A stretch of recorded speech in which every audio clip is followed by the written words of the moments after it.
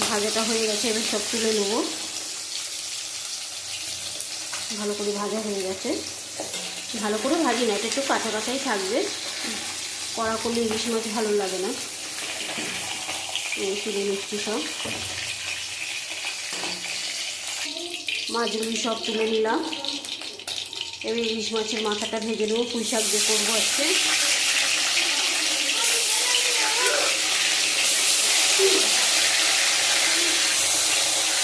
ইলিশ মাছের মাথাটা করবো পুঁই শাক দিয়ে।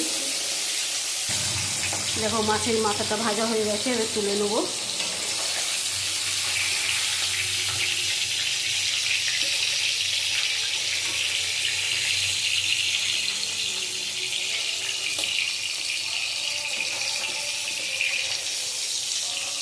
তুলে নিলাম।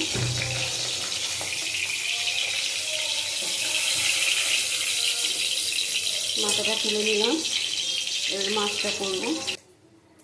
দেখো তেল দেবো, এবার মাছের ইয়েটা করবো সর্ষে দিয়ে।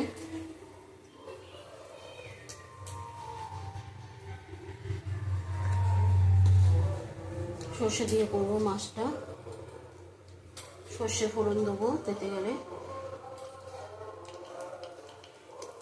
সর্ষে এই কালো জিরে ফোড়ন দিলাম।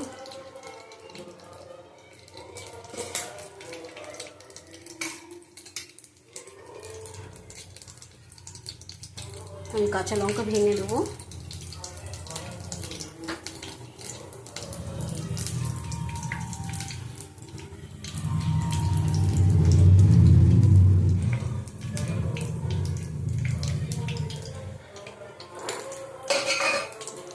দেখো টমেটোর পেস্টটা দিয়ে দেবো, আঁচটা কমিয়ে, নাহলে গায়ে ফুটবে।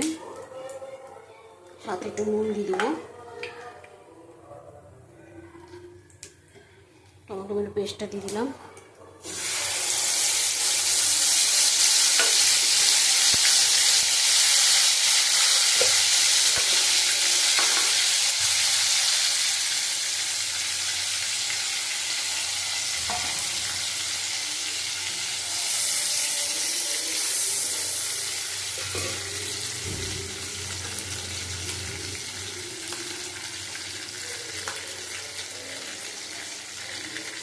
তিনটে কাঁচা লঙ্কা দিয়ে দিলাম।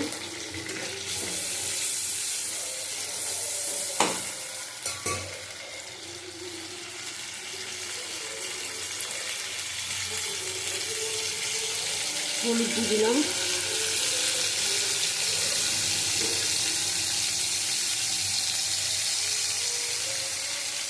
কাশ্মীরি লঙ্কার গুঁড়ো দিলাম 1 চামচ।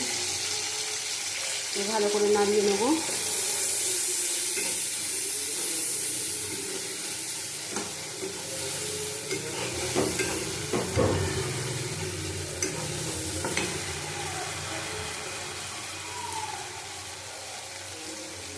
অল্প হলুদ দেবো, এই নুন দেবো।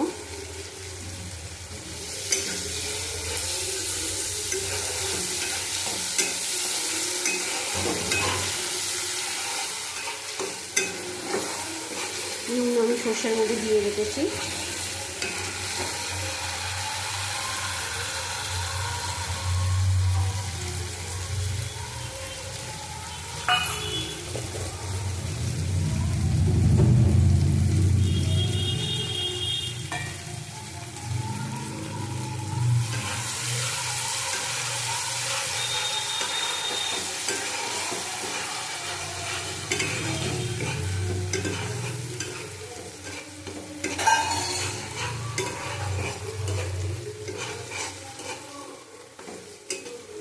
টমেটোটা কষানো হয়ে গেছে, আমার তেল ছেড়ে দিয়েছে।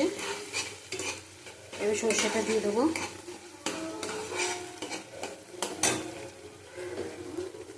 সর্ষেটা দিয়ে দেবো। দেখো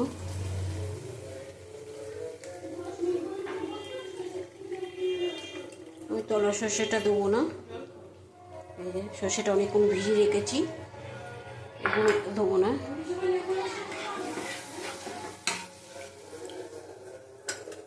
দেখো এবার মাছগুলি দিয়ে দেবো।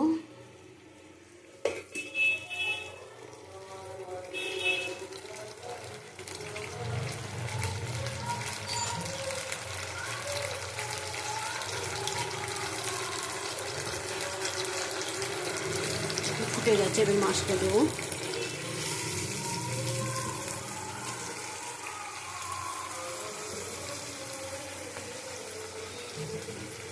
চাপাগুলো দেবো।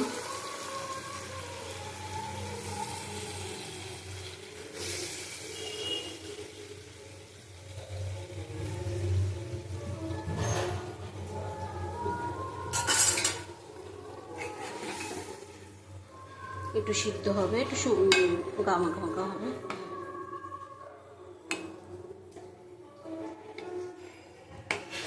একটু একটু সিদ্ধ হয়ে যাবে, একটু ঢাকা দিয়ে দেবো। একটু ঢাকা দিয়ে দিলাম। দেখো বন্ধুরা, মাছটা হয়ে গেছে, আমি নামিয়ে দিচ্ছি। হ্যাঁ, মাছটা হয়ে গেছে, দেখো মাছটা হয়ে গেছে।